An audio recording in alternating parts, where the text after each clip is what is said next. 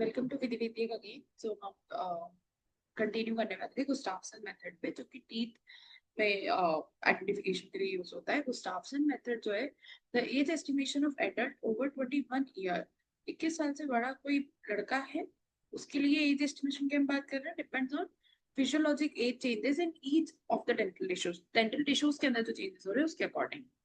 इसके अंदर कुछ स्टेप्स हैं जो इम्पोर्टेंट है वो देखते हैं। तो फर्स्ट है attrition due to wear and tear from mastication. Occlusal upper surface of teeth is destroyed gradually. मतलब जो स्टेप्स हैं, 6 स्टेप्स है, ये कैसे टीथ फॉर्मेशन हो रहा है, कैसे टीथ में फिजियोलॉजिकल एज के अकॉर्डिंग चेंजेस आ रहे हैं, उसके बारे में है। तो एट्रीशन है सबसे पहला, फर्स्ट इन्वॉल्विंग द इनेबल। सबसे पहले इनेबल इन्वॉल्व होता है, then dentine, and last pulp is exposed in old age. आखिरी में पल्प एक्सपोज होता है old age. It depends on functional use of teeth and also upon the hardness of animal. ये दो चीज पर डिपेंड करता है। फंक्शनल यूज ऑफ टीथ, क्या यूज है उस पर्टिकुलर टीथ का, शेप के अकॉर्डिंग टीथ का यूज होता है। Also upon hardness of animal, कितना हार्ड उसका इनेबल है उस पर भी डिपेंड करता है। इनेबल ही सबसे हार्डनेस पार्ट होता है, जैसे कि पता है सबको, तो आपने बचपन में पढ़ा है। पेरियोडोंटोसिस सेकंड है, regression of germs and periodontal tissue surrounding the teeth takes place in advancing age, gradually exposing the neck and the adjacent part of root, due to which the teeth become loose। उसकी वजह से tooth loose हो जाता है and fall हो जाता है, गिरने लगता है। Poor oral hygiene increases periodontitis. Poor oral hygiene है, बैक्टीरियाज हैं, ब्रश अच्छे से नहीं कर पा रहे हैं, या अपना माउथ का ध्यान नहीं रखते हैं, हाइजीन को मेंटेन नहीं करते हैं, तो इसलिए पेरियोडोंटिस कॉज हो जाता है। There may be deposition of hardness debris which occur gradually over a long period. Third है secondary dentine. It may develop from the walls within the pulp cavity. Pulp cavity के wall से develop होता है and decrease the size of cavity. Cavity का size decrease करता है। First it is deposited at pulp chamber and gradually extend downward to the apex and may complete will fill the pulp cavity of pulp cavity को fill कर देगा। This is partially due to aging and partially due to pathological conditions में कुछ भी condition हो सकती है इस केस के अंदर, लाइक कैरीज, पेरियोडोंटोसिस भी हो सकता है।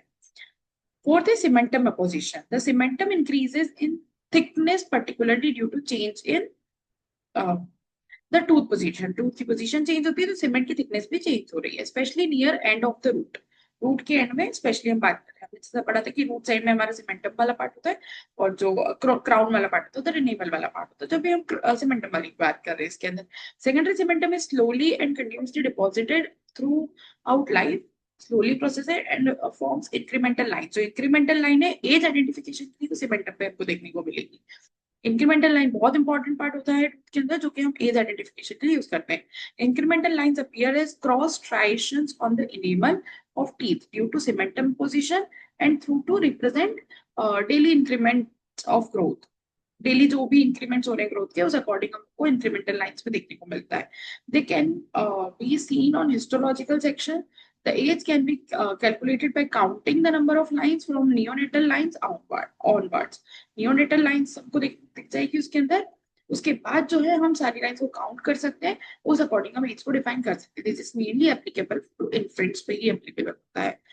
Root resorption, the fifth है, it involves both cementum and dentine which shows characteristically sharp grooves।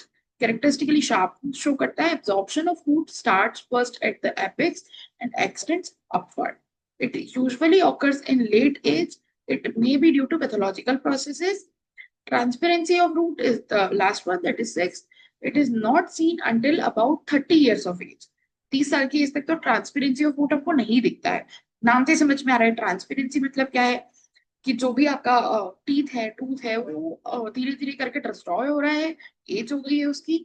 After that वाला जो प्रोसेस है, आफ्टर एडल्ट्रेशन वाला जो एडल्ट वाला जो प्रोसेस है, उसके बाद हम ट्रांसपेरेंसी की बात करते हैं, मतलब 30 साल के बाद। The canal in the dentine are at first wide, with age they are filled by minerals. Minerals fill होने लग जाती है एज के according, so that they become translucent gradually and dentine become transparent due to rarefaction, जैसे कि osteoporosis, जो कि एक रेयरफेक्शन है, एक रेयर फिनोमेना होता है जिसकी वजह से ट्रांसपेरेंसी ऑफ टूथ होने लगता है। Transparency of root occur from below upward in lower jaw and from above downwards in upper jaw। It is most reliable for all criteria. इसके लिए reliable, but mostly. Before the tooth is extracted from body, the degree of periodontosis is estimated. The tooth is grounded down on glass slab from both sides of tooth to about 1 mm. 1 mm का है, which allows estimation of transparency, जो कि transparency of को allow करता है. Then the section is grounded further downward to about 1/4 mm. 1/4. For microscopic examination, anterior teeth are more suitable than the posterior teeth, and the merit decreases from incisors to premolars. Incisors से premolars की तरफ decrease हो रहा है, while third molar is quite unsuitable. Third molar is situationally unsuitable है. All changes are absent at 15 years. Arbitrarily 0 to 3 points are allotted to indicate the degree of any of these changes. Stage 0 indicates no change. इसके अंदर क्या है, stages में हमने इनको divide करा है. इस सब का मेरे पास एक बहुत अच्छा सा स्ट्रक्चर है, वो मैं अपलोड कर दूंगी कम्युनिटी पोस्ट के अंदर, जिससे कि आप और इजीली इसको समझ सकते हैं. हर स्टेप्स के अंदर हम इनको डिवाइड करते हैं 0 से कुछ रेंज में. So 0 indicate no change, 0 means no change, 1 is beginning of change, 2 obvious change, and 3 maximum change occurring in dental tissues. The result corrected for standard deviation gives an estimation of age of person. The error is said to be +4 to 7. हम 7 years का हम error भी count करते हैं, क्योंकि accurate as तो हम नहीं बता सकते हैं. कोई भी टेक्निक होगा हम उसका एक प्लस माइनस लेकर के ही चलते हैं. The limit of error increases about 50 years. Limit of error की लिमिट जो है वो बढ़ने लगती है 50 साल के ऊपर वाले एज पे. Age can also be determined by directly reading from graph on which regression lines is plotted. जिस पे हमने ग्राफ प्लॉट किया है, हम उससे एज को डायरेक्टली भी डिटरमाइन कर सकते हैं. फर्दर मॉडिफिकेशन जो है वो जॉनसन ने किए थे, is said to give greater accuracy, जो कि greater accuracy की उन्होंने बात करी थी. Now इसके बाद जो है बॉयड इज एंड आप दूसरी वीडियो के अंदर कंटिन्यू करने वाले हैं. सारा एक वीडियो में नहीं पढ़ेंगे वरना समझ में ही नहीं आएगा. ये कैल्सिफिकेशन और इरप्शन वाला है, इसको भी मैं अपलोड कर दूंगी कम्युनिटी पोस्ट पे, तो आपको इजीली समझ में आ जाएगा. हम ये डायग्राम देख लेते हैं कि यहाँ पे ये जो चीज मेंशन है बी वाले डायग्राम में बहुत ही अच्छे से, कि एट्रीशन जो है वो इस पार्ट पे होता है, सेकेंडरी डेंटाइन इस पार्ट पे होता है. कौन सा वाला पार्ट है सेकेंडरी डेंटाइन का? डेंटाइन वाला पार्ट है जो इस ए वाले डायग्राम के अंदर मेंशन है. जो पैराडेंटिसिस होता है, जो पार्ट यहाँ पे दिखाया गया है वो यहाँ पे सीमेंटम यहाँ पे शो किया गया है कि इस पार्ट पे होता है.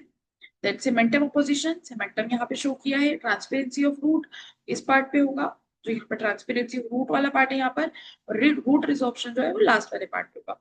यहाँ पे पेरियोडोंटल मेम्ब्रेन का भी फॉर्मेशन दिखाया गया है बहुत ही अच्छे से. एल्वियोलर प्रोसेस के बारे में भी दिखाया गया है. आप समझ सकते हैं. क्राउन नेक रूट में हम टूथ को डिवाइड करते हैं, जो हमने पहले भी पढ़ा है. क्राउन को हम इनेबल वाला पार्ट बोलते हैं, नेक बीच वाला पार्ट होता है, और रूट पे सीमेंटम वाला पार्ट होता है. तो ये इस तरीके से डिवाइड होता है. गम जहां से टूथ अटैच होता है स्किन से, दैट इज गम पार्ट. तो ये वर्टिकल सेक्शन है इंसीजर टूथ का, और फिजियोलॉजिकल एज प्रोसेस दिया गया है टीथ का, कि कैसे फिजियोलॉजिकल एज में चेंजेस होते हैं और टूथ का फॉर्मेशन होता है. ये चीज के बारे में यहाँ पर मेंशन किया गया है. तो इसके बाद वाला जो है नेक्स्ट वीडियो में कंटिन्यू करते हैं. Thank you for watching.